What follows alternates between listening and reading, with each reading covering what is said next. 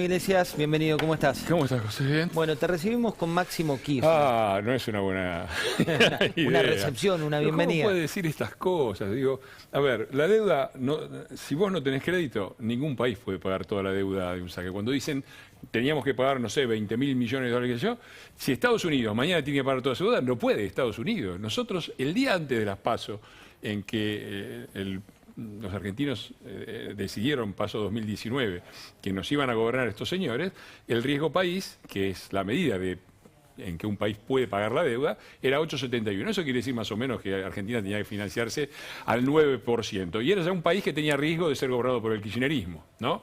Perfectamente esperable que, desaparecido ese riesgo, pudiéramos financiar al 4 o 5% y por lo tanto haces lo que hacen todos los países, que no pagan toda la deuda de golpe, sino que van refinanciando, pagan una parte, la otra la refinancia a la tasa razonable. Ganaron estos muchachos de 8,71, saltó a 1.957 el martes siguiente. Eso quería decir que la tasa en dólares era ya más del 20%. Game over, ahí ¿Y por qué crees que vuelve más virulento el mismo relato de antes? Digo, Máximo, lo tenés ahora, tenías a la Cámpora, no sé si viste el spot, después lo vamos a mostrar, pero ¿por qué crees que está con este tipo de actividad? Bueno, ¿Para los propios o para ustedes?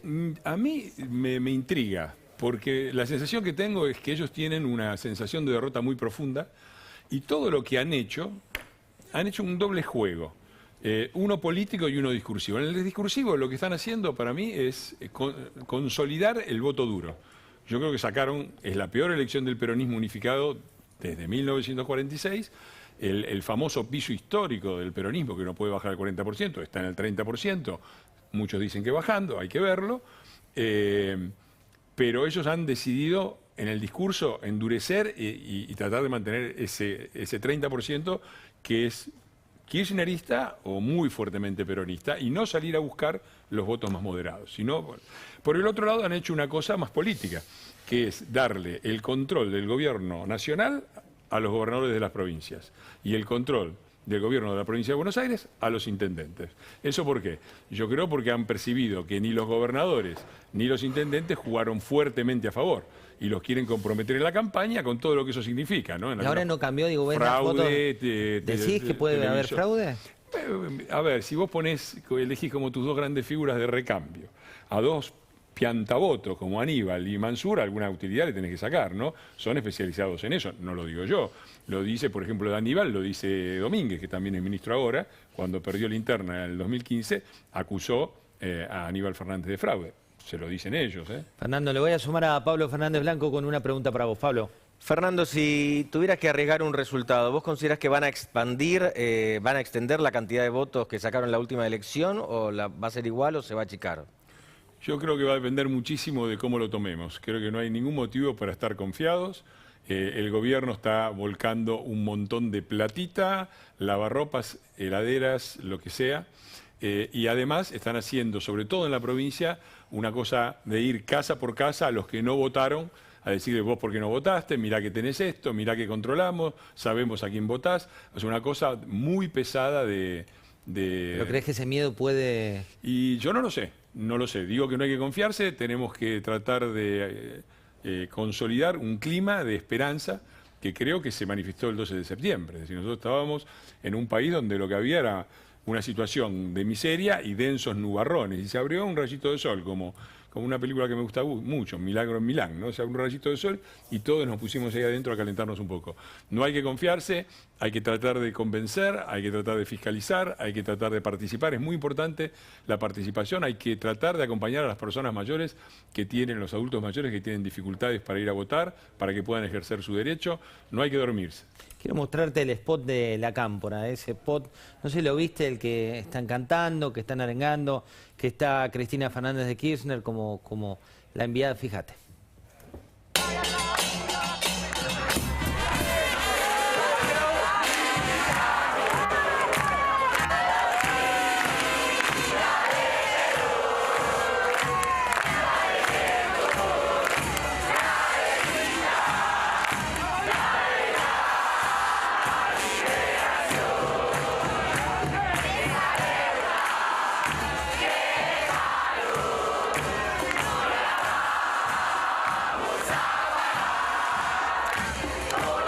pasa con la marca La Cámpora? ¿Está volviendo a recuperar mística? Dicen que en el marco de la campaña del sí, uno de los objetivos era tratar de instalar La Cámpora, y este es uno de los spots que tenés a Máximo Kirchner, Cristina, Néstor, como los emblemas. ¿Qué sentís cuando ves esta publicidad? Mirá, yo me crié en Avellaneda, en Piñeiro, que es el barrio obrero de Avellaneda. Mi viejo decía que era choricero, vendía carne de cerdo. Si yo hubiera aparecido en un video como eso en aquella época, mi viejo me agarraba ahí y me decía, ¿qué sos de la barra brava? ¿Vos estás loco? Y me parece que es un síntoma de la decadencia. Hice la aclaración porque no lo miro desde un punto de vista elitista. Es una enorme... Todos esos chicos nacieron en la época kirchnerista y han erigido a la barra brava, a sus modismos, a su patoteada, a una especie de modelo cultural. Parece absolutamente razonable que los chicos se manifiesten así.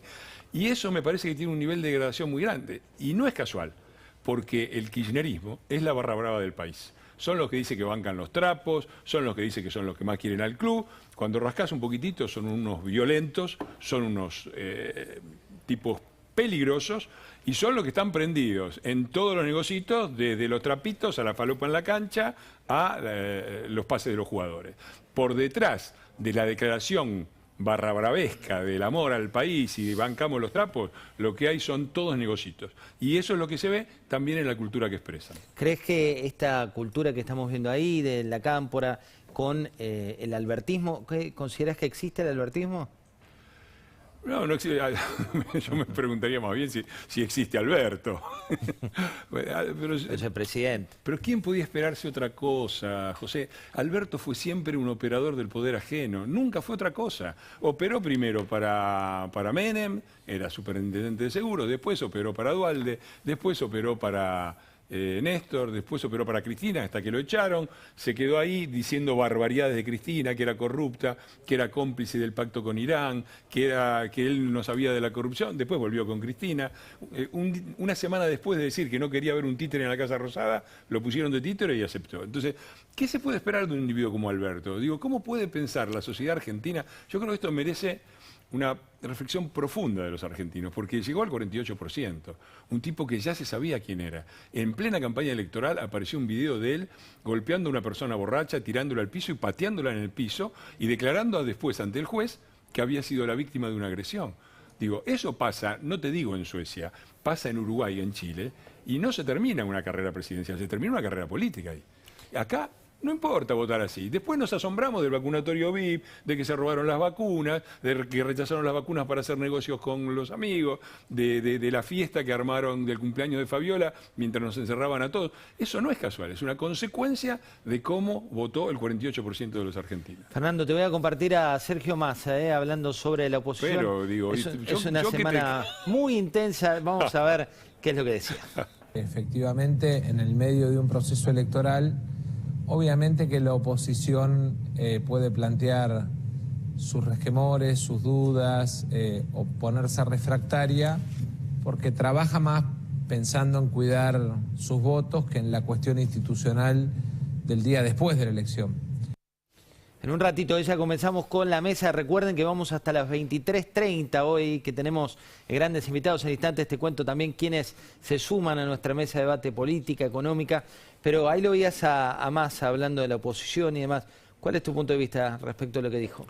Yo creo que la Argentina ya ha probado estas mesas de los grandes acuerdos, esas mesas corporativas que juntan a la iglesia, al peronismo, a la oposición, a todos, y parece que se soluciona ahí porque todo se arregla sentándonos en una mesa. La verdad, yo no lo veo así. Yo creo que eso ha fracasado sistemáticamente. Yo he visto consensos argentinos, porque ahora se habla de consenso, todo es que nos pongamos de acuerdo. Y el gran problema del país es que no nos ponemos de acuerdo. En serio, yo he visto varios consensos argentinos. Por ejemplo, de chiquito había un consenso de que Ilía era una tortuga y había que sacarlo. Después vino, allá por los 70, el consenso de que se venía la Revolución Nacional y que la violencia política estaba bien. Más de 2/3 de la sociedad argentina adherían a esas cosas. Después vino el consenso de que había que matarlos a todos, porque algo habrían hecho. También hubo un amplio consenso nacional. Después hubo el consenso de que para recuperar Malvinas nos podíamos enfrentar a la segunda potencia militar de la OTAN. Después hubo el consenso de que $1 y $1 valían lo mismo. Hubo muchos consensos en Argentina. Entonces, ¿por qué no? ¿Y si probamos con la Constitución? Porque la Constitución dice, hay un gobierno a cargo del Ejecutivo y las decisiones las toma económicas, las toma básicamente el Poder Ejecutivo. Y hay un Congreso para controlar este poder y en el Congreso las fuerzas políticas dialogan y se ponen de acuerdo en votar ciertas leyes o no votarlas. Y si probamos con la Constitución, cuando respetamos la Constitución, la vieja de Alberdi por algunas décadas anduvo bastante bien. Hay otro tema que es agenda nacional y que vemos cada vez más violencia y vemos lo que pasó también con Bielsa defendiendo, y en Chile no lo podían creer, pero mirá, en este caso a Lilita Carrió, te comparto para charlar sobre esto. El Estado de Derecho no puede tolerar la violencia y no solo que no proceden al desalojo, acaba también de renunciar una fiscal, sino que quieren negociar porque son partes de ellos. Es decir, el kirchnerismo está detrás del negocio con los mapuches. Está detrás de las tomas. Y esto explico, claro, está detrás de las tomas, porque después, yo les voy a contar lo que va a pasar después. Primero ponen 4 o 5 casas y dicen, esta tierra del ejército argentino, donde son nuestras. Y esto implica 400 hectáreas frente al Tronador. Resulta que ellos nunca estuvieron, dices, te damos 10 hectáreas, no, queremos las 400. Porque la misma norma dice que esas tierras son inembargables e indivisibles. Entonces, ¿qué es lo que está buscando el negocio detrás del uso de mucha de esta gente, que le pagan para estar ahí porque no estuvieron? El negocio está una concesión a 99 años para quedarse con el mejor lago, la mejor vista. Claro, ¿qué te parece? Viene el negocio inmobiliario. ¿Viene el negocio inmobiliario? Mirá, qué sé yo, parece que los ancestros de estas personas mapuches tenían una visión bastante inmobiliaria, porque siempre tenían los lugares sagrados con vista al lago. En el medio del desierto no había mucho, pero en lugares turísticos con gran valor inmobiliario, ahí parece que estaban todos. Está muy claro que acá hay una utilización de un relato, el de los pueblos originarios, para hacer negocios, y está muy claro, sobre todo, yo quiero puntualizar en el tema de la violencia.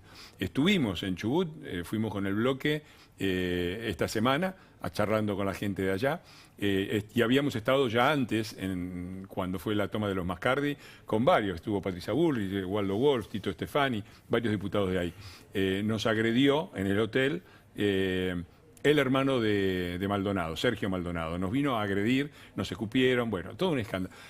La violencia política se tiene que terminar. Eso es un punto básico del acuerdo. ¿Cómo puede haber un gobierno que a través de masa envía mensajes de sentarnos en la Constitución cuando hay violencia política? Y esto es histórico, porque no es una casualidad. Cuando uno repasa las fuentes de violencia política en la Argentina, tenés una, afortunadamente, que no existe más, que es el partido militar, sus golpes, su dictadura, que fue lejos lo peor que nos pasó, porque el genocidio, los desaparecidos, todo ese horror, pero subsiste el peronismo, y el peronismo siempre está asociado a la violencia política. Desde cuando Perón volvió en Ezeiza, violencia política, hasta el final, hasta el entierro de Perón. Si vos te acordás, se agarraron los camioneros contra los de la UOCRA. Y seguimos generando estos monstruos, ¿no? Las patotas de sindicales, las barra bravas ligadas al poder político, los de Lía, los Moyano, siempre viene del mismo lado. Y acá también. Jones Walla, casualmente, de nuevo, toda esta violencia está amparada y protegida desde el Estado Nacional con un ministro de Seguridad que no sé cuál cree que es su función. Un presidente que, si no está para asegurar, como dice la Constitución, proveer a la paz interior, digo, no sé para qué están. Entonces, ahí quieren un acuerdo, ahí tenemos un acuerdo. Basta de violencia política. Las tomas son ilegales y el Estado tiene todo el derecho, tiene la obligación de proteger a quienes son los legítimos propietarios de esas tierras. Fernando, gracias por venir. Al contrario, muchas Hablabas gracias. del ministro de Seguridad, vamos a arrancar la mesa de